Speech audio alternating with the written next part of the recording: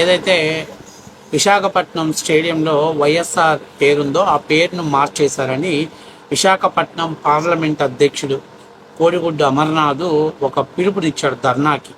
So ధర్నాకి ఇవ్వడంతో మొత్తం వైఎస్ఆర్సీపీ శ్రేణులంతా రావాలి, అక్కడికి వచ్చేసి పేరు మార్చడంపై నిరసన గలాన్ని తెలపాలని చెప్పేసి కింద మీద పడి వస్తా మనోడు ఒక 5 స్కార్పియోలు ఎక్కించుకొని వస్తే ఆ స్కార్పియోలలో ఈ మొత్తం మీద కింద మీద పడి మొత్తం మీద ఒక 70-80 మందిని పోగేయగలిగాడు.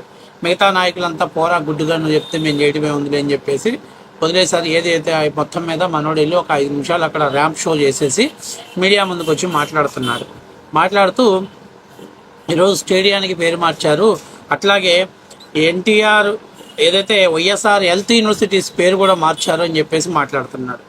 సరే, ముందు హెల్త్ యూనివర్సిటీ గురించి మనం మాట్లాడుకుందాం. అరే నిజంగా నువ్వు ఎవరికైనా మీమ్స్కి స్టఫ్ నువ్వే ఇస్తావురా, నీ అంత ఎర్రి పుష్పం భారతదేశంలో ఎవరు లేడు. నువ్వు ఇలా స్టేడియం పేరు మార్చడం గురించి మాట్లాడుంటే సరిపోయేది. ఏమన్నా వైఎస్ఆర్ హెల్త్ యూనివర్సిటీ పేరు కూడా మార్చారని. అసలు మొట్టమొదటిసారిగా ఏ యూనివర్సిటీకి ఆ యూనివర్సిటీ పేరు ఏంది, ఆ యూనివర్సిటీ పేరు మార్చిన పప్పుడిగాళ్ళు ఎవర్రా చెప్పు. విజయవాడలో ఉన్నటువంటి ఎన్టీఆర్ హెల్త్ యూనివర్సిటీస్ని 2023లో మీరేగా పేరు మార్చింది. అంటే ఎన్టీఆర్ గారి పేరు పెట్టినట్టు యూనివర్సిటీని వైఎస్ రాజశేఖర రెడ్డి గారి హెల్త్ యూనివర్సిటీ పెడతాను, ఆయన డాక్టర్ కాబట్టి డాక్టర్కి యూనివర్సిటీస్ పేరు పెట్టాలి అని చెప్పేసి పెడుతున్నాం అనుకున్నాం, బాగానే ఉంది. మరి ఇలా స్టేడియంలో ఆయన క్రికెటర్ కాదుగా, ఆయన బ్యాట్స్మెన్ కాదు కదా, జగన్మోహన్ రెడ్డి కనీసం బ్యాట్ పట్టుకోవటం కూడా రాదు కాబట్టి అబ్బా కూడా ఇద్దరు బ్యాట్స్మెన్ కాదు కదా, మరి బ్యాట్స్మెన్ కానప్పుడు స్టేడియానికి ఆయన పేరు ఎట్లా పెడతారా మీరు ఎట్లా చెప్తే హౌలే. కాబట్టి ముందు ఫస్ట్ ఆఫ్ ఆల్ ఈ పేర్లు మారే సంస్కృతి మీ దగ్గర నుంచి నేర్చుకున్నారు. ఆ రోజు తెలుగుదేశం పార్టీ వాళ్ళు పెద్ద ఎత్తున పేరు మార్చడం పైన ధర్నా చేస్తుంటే మీరు అసెంబ్లీలో ఏం మాట్లాడతాడు, ఎన్టీఆర్ గారు డాక్టర్ గారు కాదు కాబట్టి మేము పేరు మార్చాము, డాక్టర్ గారు కాబట్టి రాజశేఖర రెడ్డి గారి పేరు పెట్టామని చెప్పారు. భారతదేశంలో ఎక్కడా కూడా యూనివర్సిటీ పేరు మార్చినటువంటి దౌర్భాగ్య పరిస్థితి లేదు. ఒక్క మన ఆంధ్రప్రదేశ్లోనే జగన్మోహన్ రెడ్డి వచ్చిన తర్వాత ఆ సంస్కృతికి తెరపై లేపాడు.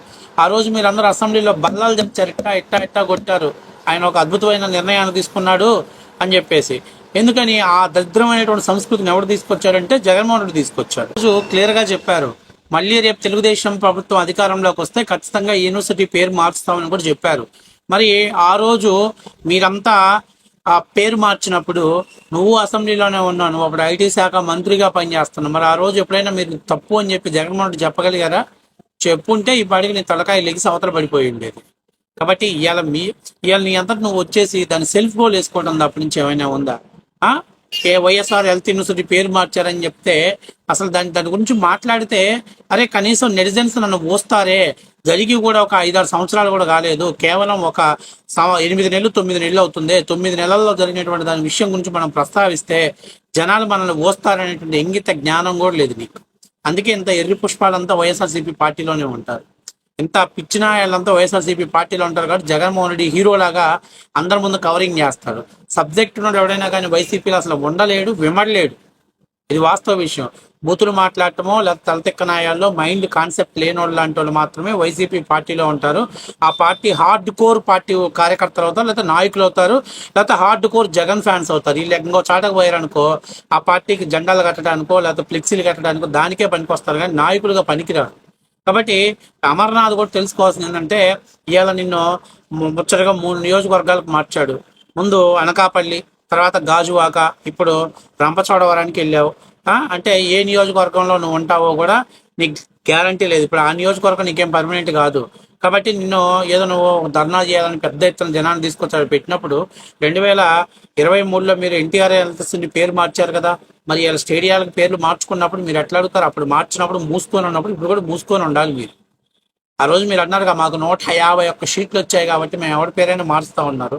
ఈడ వాళ్ళకి 164 సీట్లు వచ్చాయి కాబట్టి ఆయన బ్యాట్స్మెన్ క్రికెట్ మ్యాన్ కాదు కాబట్టి కనీసం జగన్మోహన్ రెడ్డి కనీసం బౌలర్ కూడా కాదు కాబట్టి బ్యాట్ బౌలింగ్ పట్టుకోవడం జాత కాదు కాబట్టి ఎందుకులే అబ్బాగుళ్ళు పేర్లు పెట్టడం వేస్ట్ అని చెప్పేసి ఆ పేరు తీసేశారు. సో మీ లాజిక్ ప్రకారం కరెక్ట్ సరిపోయింది కదా. బట్ గత 5 ఏళ్ళు ఎదో లాజిక్లు చెప్పే కదా మీరు టైం పాస్ చేస్తూ వచ్చారు, ప్రజల్ని మేనేజ్ చేస్తూ వచ్చారు. మరి ఆ గతంలో మీరు ఎన్టీఆర్ విగ్రహాలను కూర్చారు, ఎన్టీఆర్ గారి కూడలి పేర్లు ఉంటే అవి కూల్చారు, ఎన్టీఆర్ గారి ఆర్చీలు కూల్చారు, ఎన్టీఆర్ గారి బొమ్మలను కూల్చారు, తెలుగుదేశం పార్టీ జెండా దిమ్మలను కూల్చారు. గత 5 ఏళ్ళు మీరు ఏంద్రా అంటే విధ్వంసాన్ని కేర్ ఆఫ్ అడ్రస్గా పెట్టారు. ఇవాళ మీడియా ముందుకు వచ్చి నంగనాచి మాటలు చెప్తున్నాడు. ఇలా పేర్లు మార్చడం కరెక్ట్ పద్ధతి కాదు. రాజశేఖర రెడ్డి గారి పేరు గుండెల్లో నుంచి చెరిపేయలేదు. ఈ గుండెల్లో నుంచి చెరిపేయలేదు కాబట్టి రాష్ట్ర ఖజానా మరోసారి లూటీ చేసే అవకాశాన్ని ఇచ్చారు. అదే 2004కే ముఖ్యమంత్రిని చేశారు. 9కి సూట్ కేసు కంపెనీలు వచ్చాయని అందరికీ తెలుసు. అయినా కూడా సిగ్గు సరం లేకుండా 16 నెలలు జైల్లో ఉన్నటువంటి వ్యక్తి రాజశేఖర రెడ్డి బిడ్డని ఒక్క అవకాశం ఇవ్వండి, మీకు సుపరిపాలన అందిస్తానని చెప్తే అధికారానికి ఇచ్చిన పాపానికి రాష్ట్ర ప్రజలకు అలవలచ్చని ఏడ్చే పరిస్థితి తీసుకొచ్చారు. అయినా సిగ్గు సరం లేకుండా ఆయన ప్రతి గుండెల్లో స్థానం ఉంటుందంట, ఆ స్థానాన్ని ఎవరు చెరపలేరంట. అదే ఇట్లాంటి బూజింగ్ మాటలు చెప్పి ఇంకా ఎందుకురా నాయన మీ వాల్యూని తెస్తారు. ఇంకా మీ నాయన పేరు మీ తాత పేరు కూడా ఎవరు జరపలేరు. అందుకని అనకాపల్లి, గాజువాక, తర్వాత రంపచోడవరం వెళ్ళావు. ఆడ కూడా ఉండవో గ్యారంటీ లేదు. మరి నెక్స్ట్ ఏ మాడుగులో, ఏ పార్వతీపురమో, లేకపోతే ఏ అరకు వ్యాలీకో షిఫ్ట్ చేస్తారు నిన్ను. ఎందుకంటే అమర్నాథ్ అంటే ఏందయ్యానంటే ఒక ఎర్రి పుష్పం అమర్నాథ్. ఐటీ మినిస్టర్గా పనికిరానటువంటి అమర్నాథ్. భారతదేశంలో ఏ మినిస్టర్ కూడా అసలు ఏ మినిస్టర్ ఎలా ఉండకూడదు అనే దానికి నిదర్శనం ఐటీ మినిస్టర్, మాజీ ఐటీ మినిస్టర్ అమర్నాథ్ అని చెప్తారు.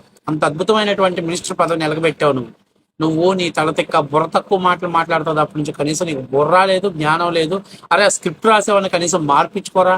మీడియా ముందుకు వచ్చి మాట్లాడేటప్పుడు ఎట్లా మాట్లాడాలి, ఏ విషయం మాట్లాడితే ప్రజల్లోకి వెళ్తుంది, ప్రజలు మళ్ళీ దాన్ని ఎలా తీసుకుంటారు, దానికి ఎలా రియాక్షన్, దాన్ని ఎలా కౌంటర్ ఇవ్వాలో కూడా తెలియదు. ఇంగిత జ్ఞానం లేకుండా మాట్లాడుతావు, పిచ్చిగా మాట్లాడుతావు.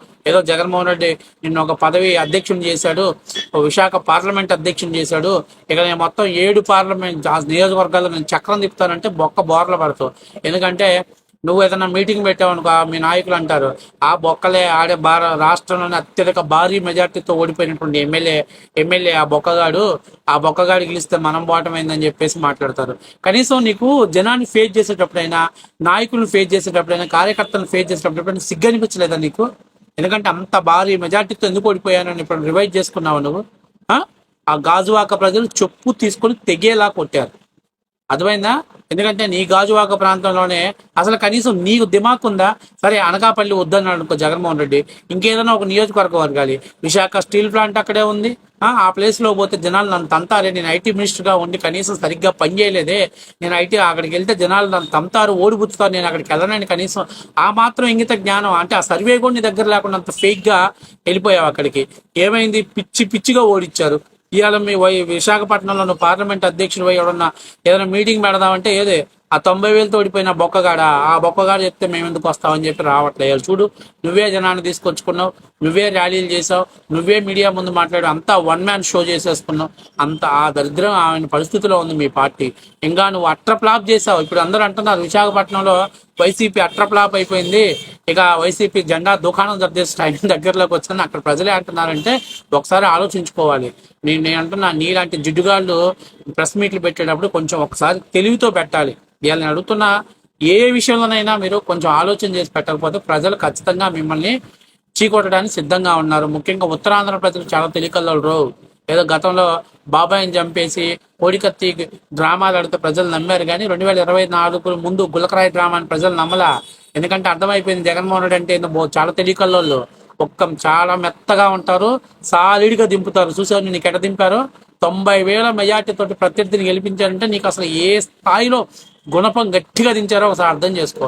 ఇప్పటికైనా బుర్ర తెచ్చుకొని అసలు మనం ప్రెస్ మీట్ పెట్టేటప్పుడు ఎలా మాట్లాడాలి, అది ప్రజల్లోకి వెళ్తే ఎలా వస్తుందో కనీసం ఇంగిత జ్ఞానంతో మాట్లాడరా పిచ్చోడా.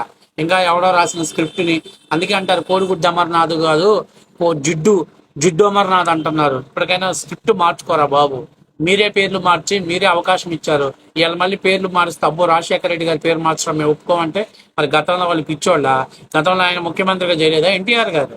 ఆయన ఇంకా సొంత పార్టీ పెట్టుకొని ఫస్ట్ టైం ముఖ్యమంత్రి అయ్యి దేశ చరిత్రలోని ప్రాంతీయ పార్టీలకు ఊపిరి పోసినటువంటి వ్యక్తి ఎన్టీఆర్ గారు. ఈయన కాంగ్రెస్ పార్టీలో పాదయాత్ర చేసి ముక్కి పోరాడితే ఒకసారి అవకాశం ఇచ్చారు. సో ఆయనకి ఈయనకి బోతారు ఇద్దరు ఒకటేనా? కాదు కదా. కాబట్టి ఇప్పటికైనా కొంచెం తెలుసుకొని ఫస్ట్ మీరు చేసినటువంటి దాన్ని, మీ తప్పిదాన్ని మీరే చెప్పి జగన్మోహన్ రెడ్డి ఎంత యదవా అని చెప్పడం అంటే, నిజంగా చెప్తున్నా, మీరు తెలివి తక్కువ వాళ్ళు, బుర్ర తక్కువ వాళ్ళు ప్రజలకు అర్థం కావట్లేదు. కానీ అసలు యూనివర్సిటీ పేరు మార్చారు, హెల్త్ యూనివర్సిటీ పేరు మార్చారంటేనే ఫస్ట్ మనం మార్చామనేది ప్రజలు రికగ్నైజ్ చేస్తారనుకోండి. ఇంగిత జ్ఞానం కూడా లేకపోతే నీకు, ఇంకా నీలాంటి వాడిని నమ్ముకొని ఆ జిల్లాలో పార్టీ అధ్యక్షులు ఉన్నారంటే ఇంకా పార్టీ పరిస్థితి మనం అర్థం చేసుకోవాలి ఏ స్థాయిలో ఉందో.